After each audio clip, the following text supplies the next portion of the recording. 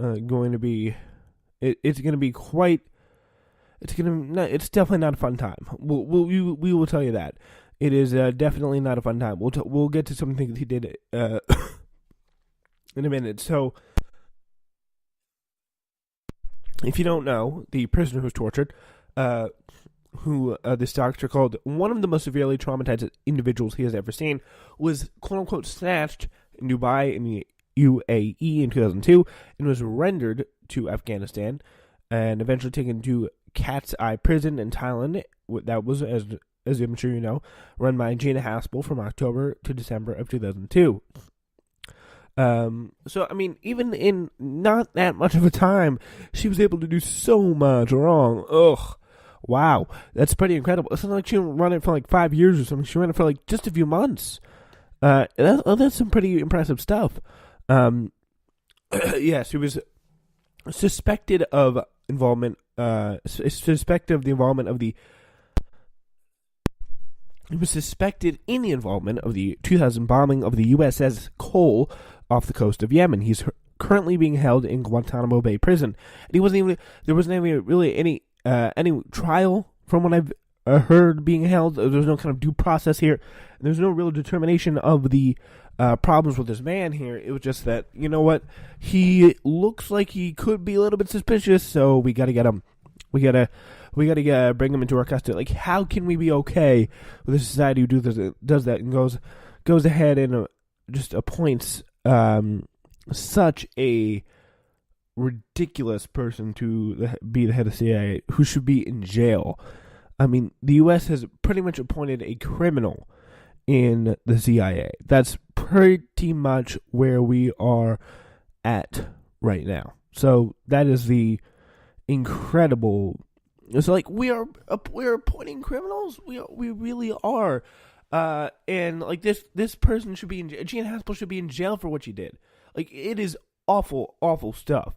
Yeah. So despite Crosby's pleas, Warner and 5 other Democrats, Sandra Crosby, the doctor, Warner and 5 other Democratic senators have announced their support for Haspel. Warner backed Haspel after she sent him carefully crafted letter designing of the impression she had changed her position on torture while simultaneously continuing to defend its efficacy. While I won't condemn those that made these hard calls, I have noted that our valuable intelligence collected the program ultimately did damage to our officers and our standing in the world. Oh, you think? She won't condemn those that made the hard calls. Well, because she made the hard call. She was one of the people who had to make those hard calls that really wasn't a hard call, that was incredibly damaging, destructive, and awful. She destroyed this evidence of what she did, and she does not deserve any kind of spot in public life. She deserves to be put in prison. Would you ever see any other person like this? Is like something you would expect out of Colombia.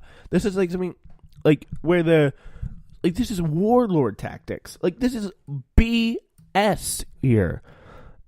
It's unbelievable. Yeah, she did those hard calls. That's why she doesn't want to condemn them there.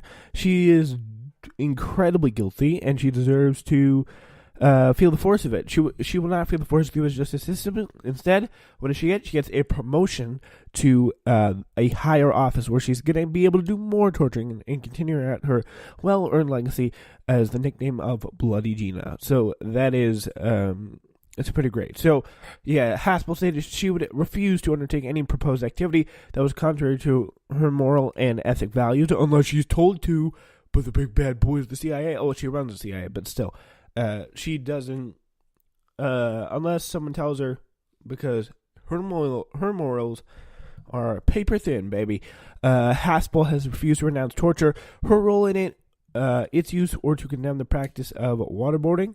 In fact, under questioning from Kamala Harris during the confirmation hearing, Haspel explicitly refused today that enhanced interrogation techniques she oversaw at a secret CIA prison were immoral. The fact renders her pledge to Warner meaningless. She couldn't even say what she did was immoral.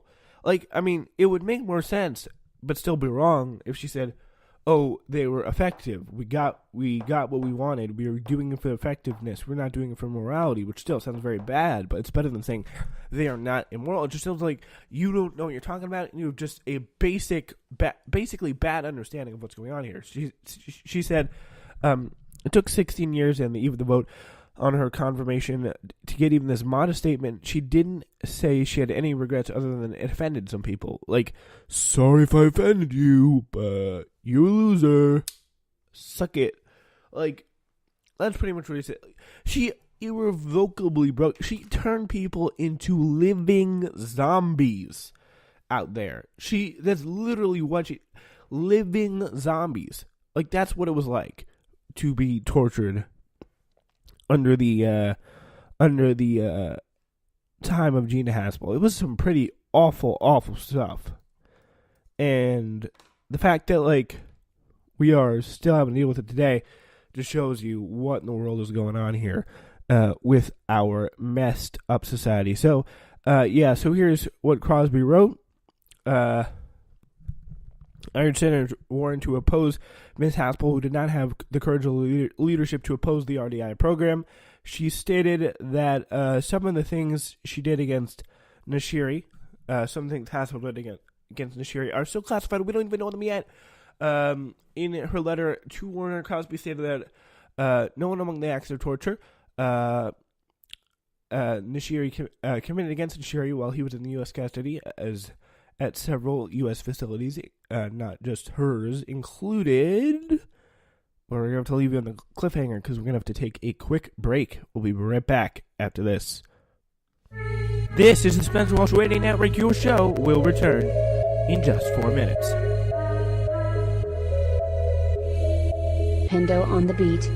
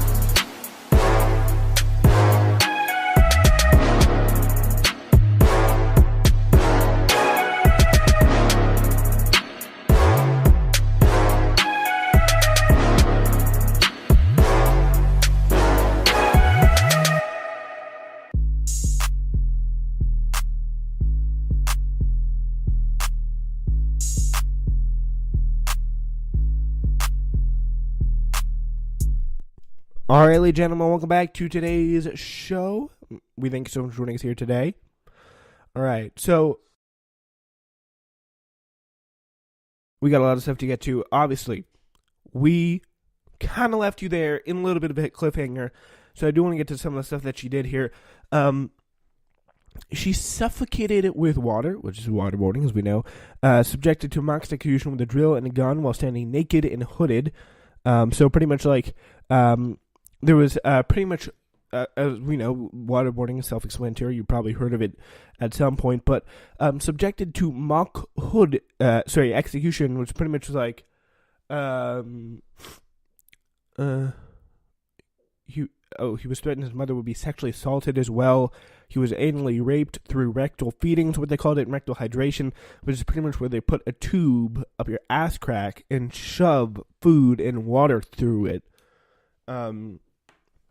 Which is probably one of the most inhumane things you could do. I mean, I don't even know how my brain, like, it can't even process this at this point, because I mean, your brain just goes to, like, where, like, I don't know, like tortures or like graphic torture scenes, some kind of like TV show or something. It's crazy.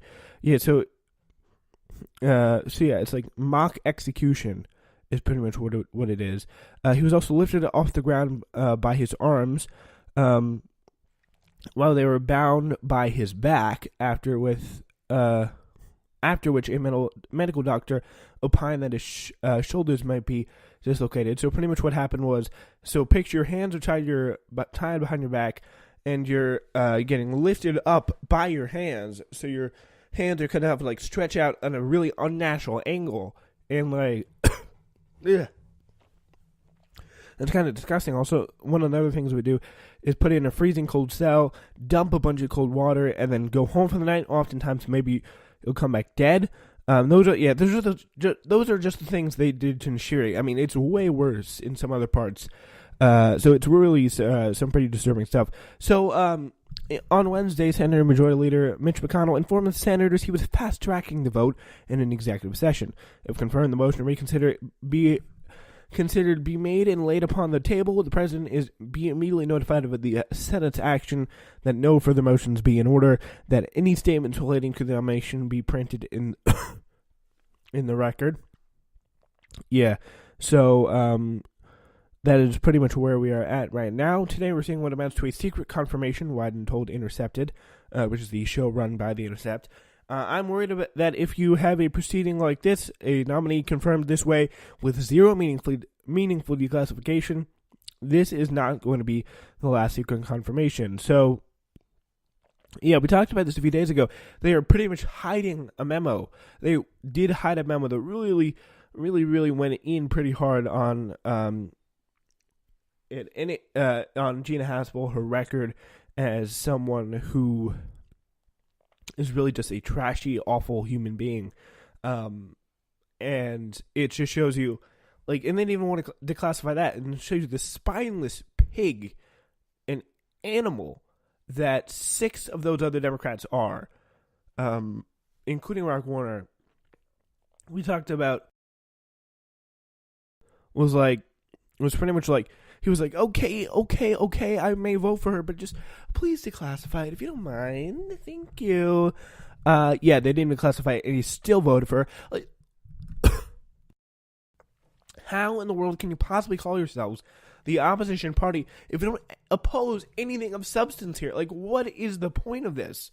I do not understand how you can possibly call yourself, you can begin to possibly contend to call yourselves the party of the opposition, supposedly, that then you just turn around and you just flop, like all over the thing. You shit the bed.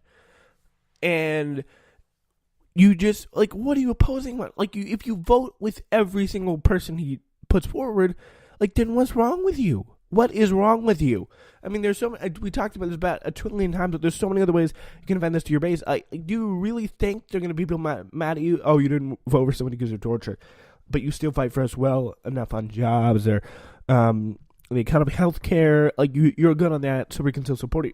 Like, that's probably what they're going to say. Like, we don't give a bleep. We're just glad. I just bleeped it and swear it before, but I mean, we're just glad that you can pretty much find a way to move forward, and like, I just don't get it, and just gonna need to fight for us. I think that's probably what's going on here. Like, what a bunch of